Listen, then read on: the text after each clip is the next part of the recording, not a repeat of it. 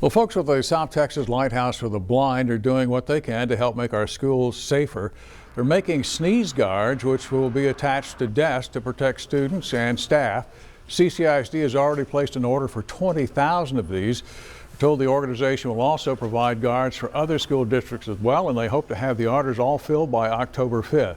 Now, if you're interested in getting some of these sneeze guards, you can contact the distributor for the South Texas Lighthouse for the Blind at 289-0200. We also have this information posted for you on our website, christv.com, in case you didn't get to write that number down.